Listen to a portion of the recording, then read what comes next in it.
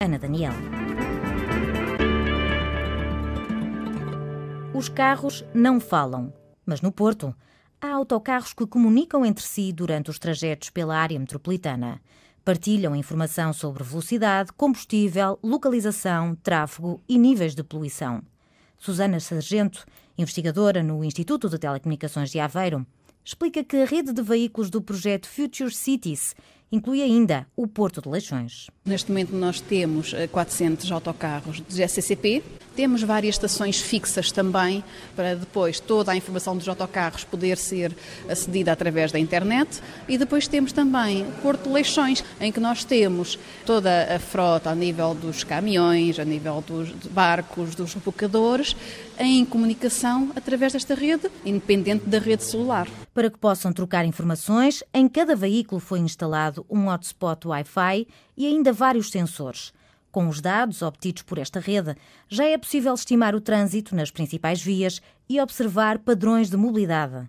Tânia Calçada, investigadora da FEUP, revela que até ao final de março serão instalados na Invicta sensores que vão usar os autocarros como meio de transporte. Sensores de ruído, de poluição, e estamos a medir variáveis meteorológicas, luminosidade, temperatura, umidade e também a pluviosidade ou a direção do vento, etc. Os sensores vão estar alguns instalados na beira da estrada. Então vamos usar a rede veicular que já existe para nos ir buscar os dados. Vamos usar aquilo que nós chamamos mulas de dados. Os nossos autocarros vão ser mulas de dados.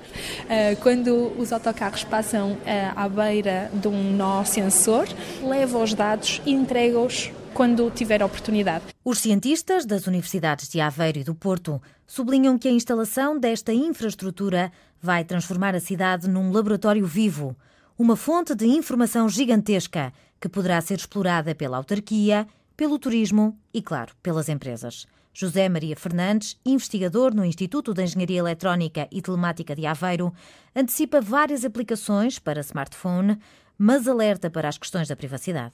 Pegar na informação que uma pessoa consegue adquirir, seja do carro ou do contexto que o carro consegue obter através da cidade, para lhe mostrar, por exemplo, o ícone não do tempo que está na cidade por exemplo, no Porto, mas dizer qual é o tempo que está na Foz ou que está na Baixa. Ou que lhe diga de uma forma muito rápida e intuitiva, não vais por aqui porque claramente há ali um acidente. O problema é que tecnologia e soluções existem, ainda se pensou pouco quais são os riscos. Se eu, por exemplo, estiver identificado num contexto de trânsito, a pessoa pode não querer ter lá um nome a dizer esta pessoa esteve naquele sítio àquela hora. Tânia Calçada descreve as vantagens da tecnologia ao nível da poupança e da eficiência dos serviços. Se a frota da STCP conseguir acelerar 1 km por hora ao fim de um ano, poupa 5 milhões de euros.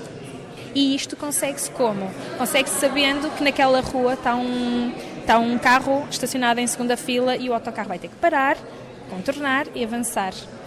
E isto nós conseguimos saber com antecipação, porque todos os carros vão fazer aquilo. Isto é só um exemplo. Outro é a gestão do lixo.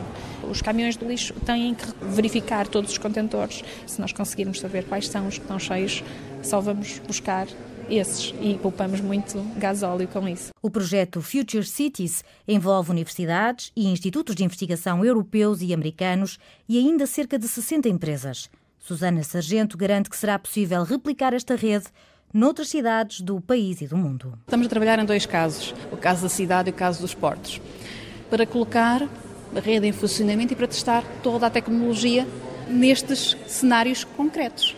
A partir daqui, estes cenários serão a montra para depois podermos ir para outras cidades, para outros portos, para aeroportos, por exemplo, mas dando sempre como exemplo algo que está a funcionar, operacional, com serviços a correr. O objetivo, obviamente, que é avançar a nível mundial.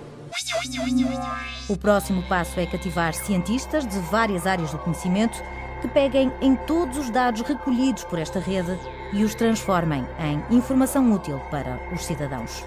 Ponto final no clique. Já sabe que conto consigo na próxima semana. Até lá.